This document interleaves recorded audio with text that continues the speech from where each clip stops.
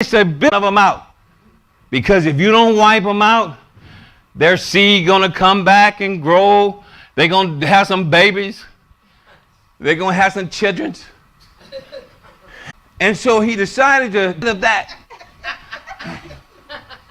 The painful side of obedience can be difficult.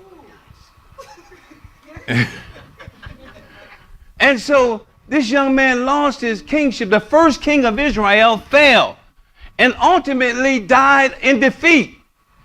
He committed suicide. He fell on his own sword to kill himself rather than to be abused by the people. So the painful side of obedience is there to develop you and equip you and prepare you for greater good. It's there to make you an extraordinary, awesome, powerful human being. But I know sometimes it's hard. I know sometimes we don't want to obey. But the scripture says that Jesus Christ learned obedience through the things that he suffered. Jonah chapter 1. Now the word of the Lord came unto Jonah the son, saying, Arise and go to Nineveh, that great city, and cry against it, for their wickedness is come before me. But Jonah rose up to flee to Tarshish from the presence of the Lord, and went down to Joppa. And when he found a ship going to Tarshish, so he paid the fare thereof. It's amazing how we'll pay the fare for the consequences of doing wrong. It's amazing. He was willing to pay the fare. And we'll pay the price.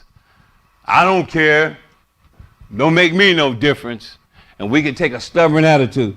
But the scripture says he paid the fare there and went down unto it to go unto them, unto Tarshish, from the presence of the Lord.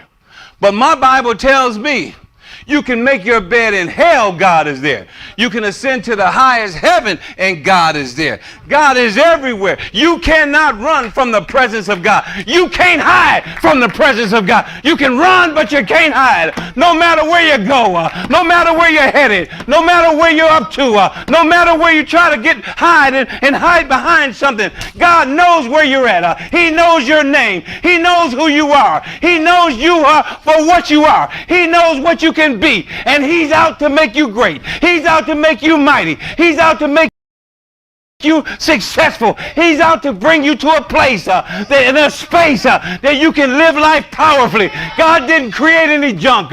You were created in the likeness of God. You favor God. God has your best interest at heart. You got to know that God is for you. And if God be for you, you got to know that everybody else might as well be. If God's for you, who in the world can be against you? If God is on your side, you and God is the majority. You and God is the one. Together you stand, and divided you'll fall. Can you clap those hands and give God praise? Running from the presence of God. You can't run. You can't run from God. You know how we always think God can't see us? You know some of them things you did you didn't know. You thought God didn't know about, didn't you? Huh? You know them things you did. Thought God wasn't there. He didn't see you. You know how I know? Because you tell yourself, nobody saw me.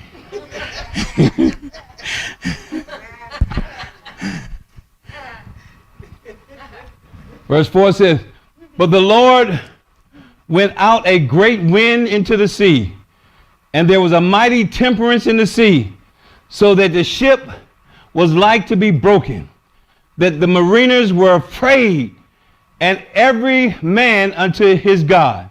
And they cast forth lots into the ship of the sea to lighten it. But Jonah was gone down into the side of the ship, and he laid and was fast asleep.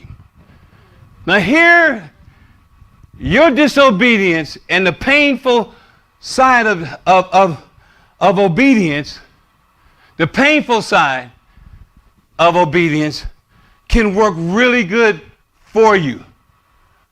But the awesome, terrible side of disobedience, not only are you affected, but the others are affected as well. Here he now went down, paid the fare, got on the ship, and the others, innocent people who hadn't done nothing, who were minding their own business and leaving his alone. Here Jonah down there chilling, ain't got a care in the world. He don't care.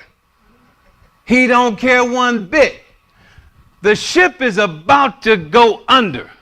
They're all about to drown. This man would rather drown than decide